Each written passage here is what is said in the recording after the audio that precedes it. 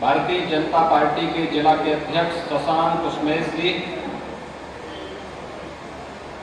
पूर्व विधायक श्री शरद अवस्थी जी, ब्लॉक प्रमुखगण श्री संजय तिवारी जी, श्रीमती आशीष सिंह जी, रत्नेश सिंह जी,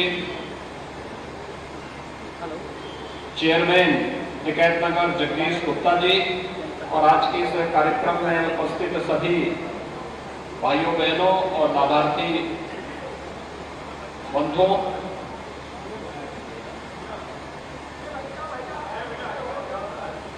देश के अलग अलग क्षेत्रों में इस सीजन में बाढ़ और तमाम प्रकार की प्राकृतिक आपदाएं आई हुई है। उत्तर प्रदेश में वर्तमान में 75 जनपदों में से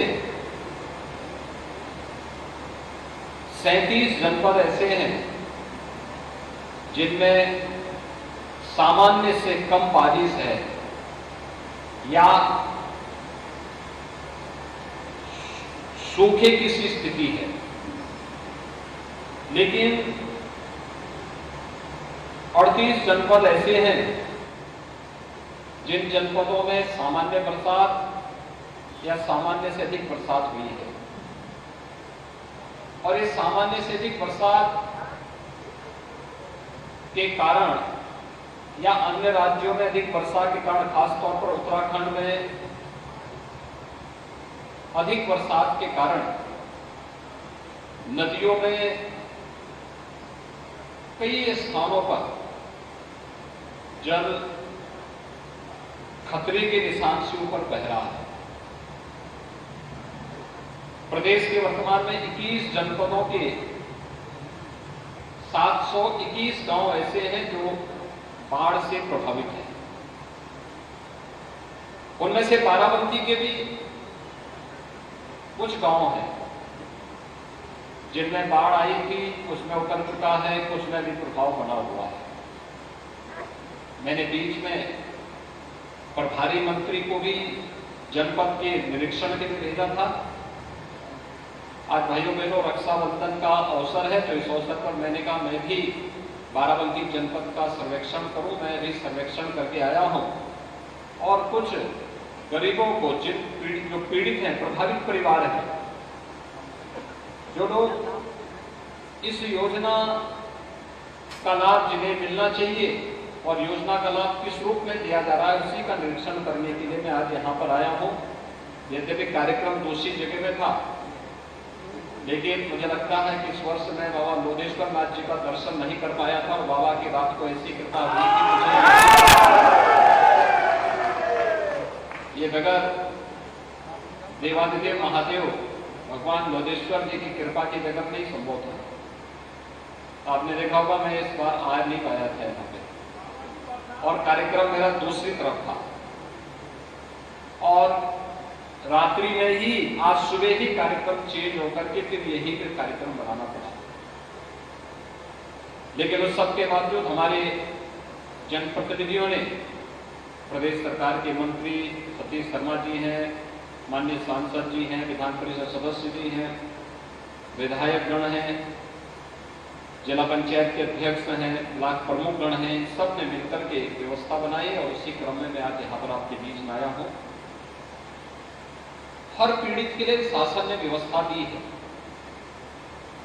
कि अगर 10 दिन 15 दिन तक पानी है तो कम से कम उस परिवार को 10 किलो चावल, 10 किलो आटा, 10 किलो आलू, 2 किलो अरहर की दाल, 1 किलो रिफाइंड तेल, मिर्च मसाले, हल्दी, जो भी होता है, सभी आवश्यक चीजों के साथ ही डिग्निटी किट उपलब्ध हो जाए, बरसाती उपलब्ध हो जाए, ये सभी चीजें उपलब्ध करवाई जा रही है। अगर 15 दिन से अधिक है तो महीने में कम से कम 2 बार उस परिवार को इस सहायता मिले। महीने से ज्यादा है तो 3 बार कम से कम इस प्रकार की सहायता उस परिवार को आपदा राहत कोष से जो सहायता जनपद स्तर में उपलब्ध कराई गई, उससे उन्हें तत्काल क्रय करके उन्हें उपलब्ध करवाया जाए।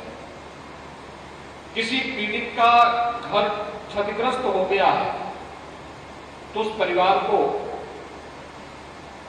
मकान, प्रधानमंत्री आवास योजना या मुख्यमंत्री आवास योजना, किसी भी योजना में से एक मकान उपलब्ध करवाया जाएगा।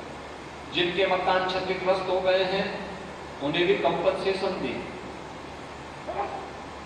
जनहानि में 4 लाख रुपए की सहायता, जनहानि बाढ़ के कारण हो, सर्पदंश के कारण हो, किसी वन्य जीव के कारण हो या सांड के मारने के कारण भी हो, तो भी उस परिवार को आपदा की श्रेणी में लेते हुए 4 लाख रुपए की सहायता तत्काल 24 घंटे के अंदर उस परिवार को उपलब्ध हो जाए, ये व्यवस्था की गई है और सभी लोगों को ये सहायता अब तक उपलब्ध कराई जा चुकी है।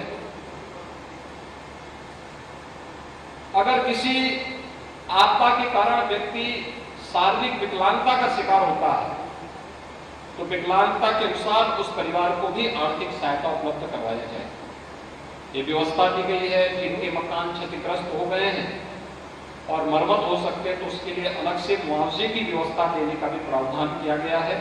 और ये सभी पीड़ित और प्रभावित परिवारों को जिनके मकान क्षतिग्रस्त हुए हैं, जो बेसिक शिक्षा परिषद का स्कूल या पंचायत भवन यहाँ पे नदी की बाढ़ की चपेट में आए हैं, वहां पर नए बनाने के भी आदेश दिए गए हैं। जो मार्ग क्षतिग्रस्त हुए हैं उनकी मरम्मत के भी आदेश दिए गए हैं।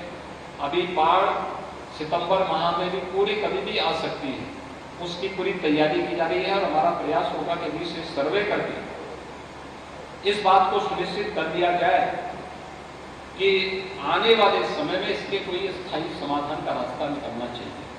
मैंने तो यहाँ जिला प्रशासन को पहले भी कहा है कि तटबंध और नदी के बीच में जो लोग बसे हैं, अगर वे लोग इस पार बसना चाहेंगे तो उनके लिए हम कंपनसेशन उनको दें, उनको इधर बसाने की व्यवस्था कर लें, जिससे बाढ़ की समस्या का, उनके समाधान का एक रास्ता उनके लिए निकाला जा सके और सरकार उसमें थोड़ा सहयोग उनको करेगी। अगर सभी लोग बसाना चाहेंगे तो एक अच्छी कॉलोनी उनके लिए बनाई जा सकती है, सरकार अपने खर्चे पर बनाएगी। वे लोग तैयार हों, हम उसके लिए उन्हें पूरा सहयोग करेंगे। यहाँ पर बाढ़ बचाव के लिए कटान और निरोधक कुछ उपाय किए गए थे। जहां पे नए स्थानों पर नदी कटान कर रही है उसके लिए फिर से सिंचाई विभाग को निर्देश दिए गए कि वे जाकर के इसका निरीक्षण करें और तत्काल कार्य योजना बना करके बरसात के बाद इसको यहाँ पर लागू कर दें, जिससे आने वाले समय में बाढ़ की त्रासदी से स्थानीय लोगों को बचाया जा सके। आज के इस अवसर पर आज रक्षाबंधन का पावन पर्व भी है।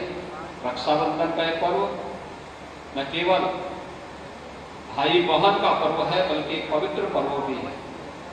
हम इस अवसर पर समाज में गरीबों के साथ, पीड़ितों के साथ, वंचितों के साथ खड़े होकर के न केवल उनके साथ सुरक्षा का एक कवच बने बल्कि इससे समाज की सुरक्षा और राष्ट्र की सुरक्षा को भी मजबूती बनाने में हम सब योगदान दें। मैं एक बार फिर से सभी पीड़ितों को इस बात के लिए आश्वस्त करता हूं कि डबल इंजन की सरकार उनके साथ खड़ी है, उन्हें हर संभव मदद करेगी। किसी भी प्रकार की कोई कमी उनकी राहत में या उनकी सहायता में सरकार के स्तर पर नहीं आने दी जाएगी। आप सबके प्रति मेरी शुभकामनाएं हैं। धन्यवाद। जय हिंद। बहुत बहुत आभार माननीय मुख्यमंत्री महोदय का आशीर्वाद और उनकी